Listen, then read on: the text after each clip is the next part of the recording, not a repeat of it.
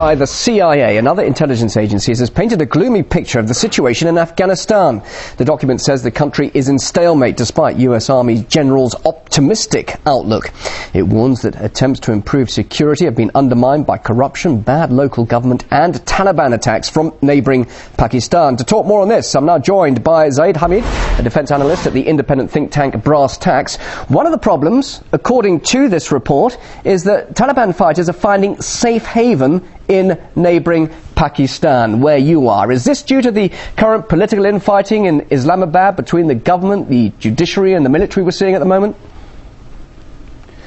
You see, what is happening is that there is a complete political chaos in Islamabad. The government is corrupt, it is treacherous. The Americans had imposed this regime to achieve the objective of softening up Pakistan for the doctrine of AFPAC. But what is actually happening is that Pakistan army has started to regroup, reorganize, and this government is now on the verge of collapse, which is also collapsing the US strategic games in the region. They had counted upon Pakistan government's help to defeat Taliban, and that's not happening. On the contrary, this report that you have mentioned, basically what the Americans are now trying to do is they pass the responsibility of their failures in Afghanistan upon Pakistan. And this is also corroborated from the fact that the NATO supplies that Pakistan has blocked today in Pakistan contain the military hardware, which is an invasion level hardware. Almost 9 armored infantry divisions and their support equipment, supplies, weapons and ammunition are stuck in Pakistan.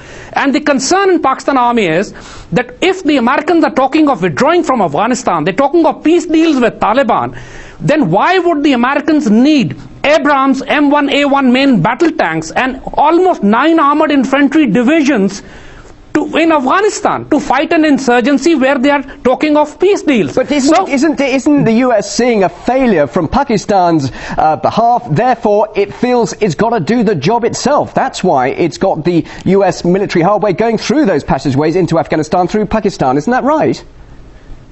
No, that's not right. You see, the fact of the matter is that to sustain an insurgency in Afghanistan, you need a massive supply line for the Afghan resistance, which is not coming from Pakistan. You need training areas which are not coming from Pakistan. And you need secure base areas and safe havens. And the main fighting in Afghanistan is taking place in Helmand and Kandahar and those regions which are much further, hundreds of kilometers away from the North Waziristan region, where the Americans are saying the actual backbone of the resistance lies. So basically, Pakistan army doesn't buy this. And now there's a concern in Pakistan army that these kind of intelligence reports are actually designed to create an environment to invade Pakistan from under the AFPAC military doctrine. And that is why you find this unprecedented blockade of NATO supplies from Pakistan.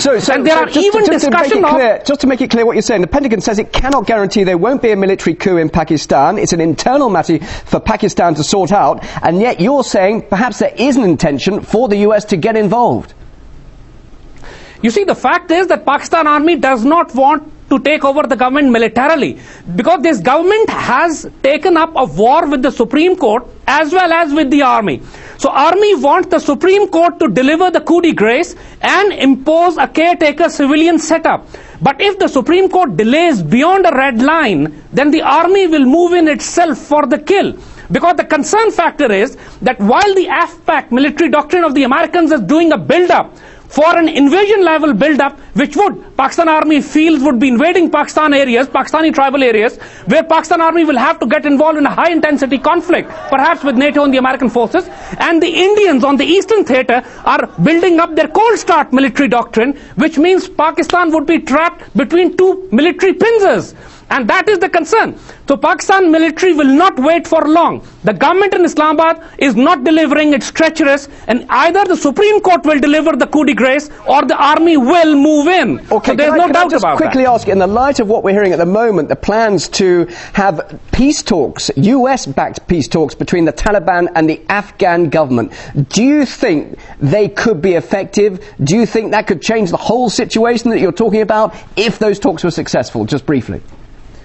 There will be no talks. There's no possibility of those talks being successful. There's just a farce that's going on.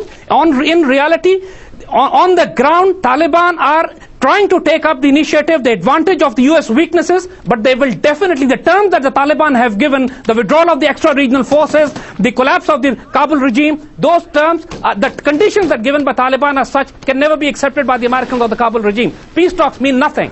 Okay, Zahid, thank you very much. Zahid Hamid, defence analyst at the Brass Tacks Independent Think Tank, joining us live there in Islamabad. Really interesting to hear what you have to say. Thank you.